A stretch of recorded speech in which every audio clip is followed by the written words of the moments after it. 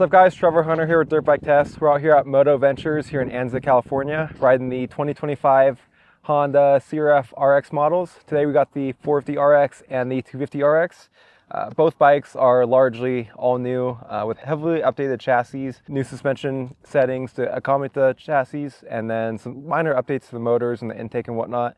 But the largest changes to this bike were all to the chassis.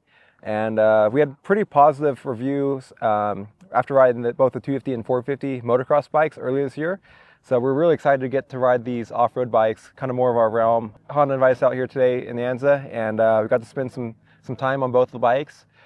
Conditions today were very dry, slick, dusty, kind of edgy, which is all conditions that on the previous generation bikes we wouldn't have necessarily liked. So it was really a good test to kind of see how these bikes worked in some pretty extreme conditions. And I'd say overall, both of our riders today are pretty blown away with how good these bikes work. Starting with the 450, the 450 actually was almost better than the 250. The motor is super smooth, but still has like enough excitement and power to it to make it exciting. But I think we spent most of the day in the mellow map 2, which typically I usually like the more standard, more aggressive maps. But just with how slick the trails were today and how tight they were, that mellow map was super smooth, super controlled, and you can use a lot of the throttle and not be scared to use it.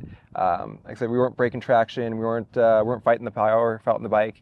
We just hooked up and went, and that map 2 on the 450 motor was worked really well today. And kind of move on from the motor to the suspension. The suspension worked very well today. Like I said, a lot of small bumps.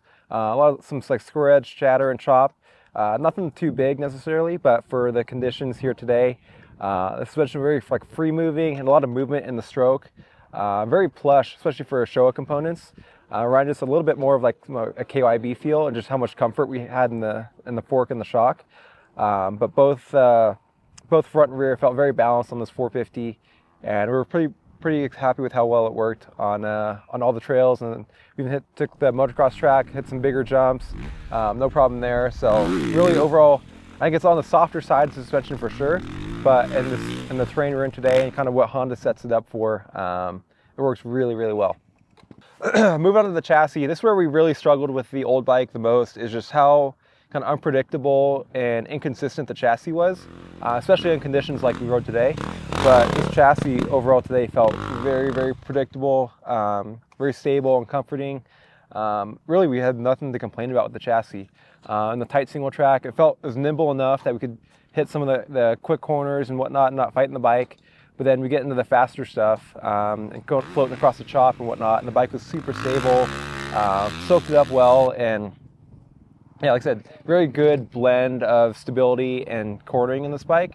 I still say it corners really well still, but we have that more added stability and plushness that we really were lacking in the old generation bike. So overall, the 450RX is much improved so far.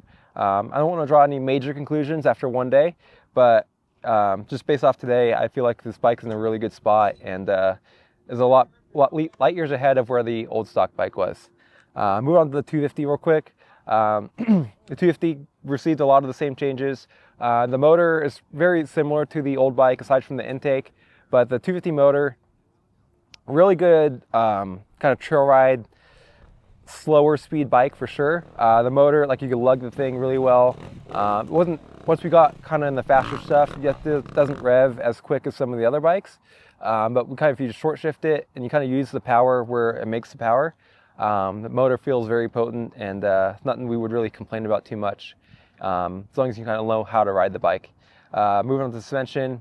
Suspension, I felt like it was a little imbalanced in stock trim, so I ended up stiffening up the fork compression to like 2 to 3 clicks, and that helped with the fork diving, especially under heavy loads and hard braking or some of the G-outs. The fork would dive a little bit and kind of carry the rear end a little bit.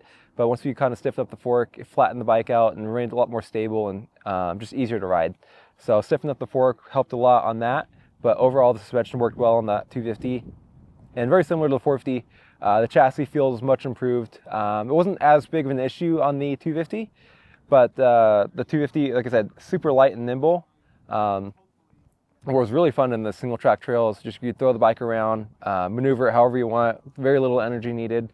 So definitely shine in that stuff. But as you got into the more open trails and whatnot, still stable. And yeah, like I said, Honda's in a really good spot with these new bikes. Much improved over the previous generation, and we're excited to get to spend some more time on the 2025 CRF450RXs. So for more, stay tuned to dirtbiketest.com. Check out our Instagram, YouTube, the website. You find me on Instagram at TrevorHunter224. Hit us up for any questions regarding these bikes or any other testing, and we'll see you out on the trail.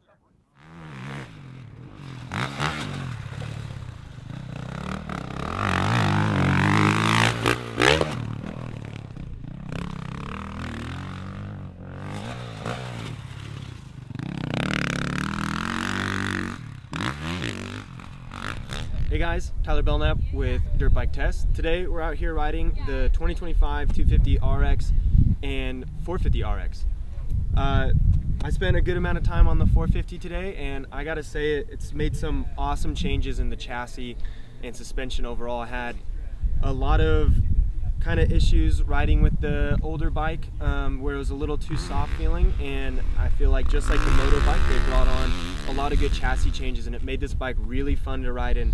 The tight stuff or the fast stuff, it's always had a really good motor. Honda always has a really fun motor to me, and I felt the motor didn't need me to change, and it didn't feel that it got any big changes, but it felt that map 1 through 3 were all good in different areas, and I played around with them a little bit, and the bike just consistently was hooking up and having plenty of power anywhere, and it wasn't too heavy of a 450 or too much power going into the tight single track and the trees back there. But as soon as we'd get out into the more open stuff, this bike would still want to light up and get some power under it. So overall, I'd say this bike has made some amazing changes, and yeah, I had a lot of fun on the 450. As for the 250, I haven't spent too much time on a 250RX prior to this, but same as before, where they made a lot of really good chassis changes, and I had a lot of fun riding that bike in the tight stuff where it felt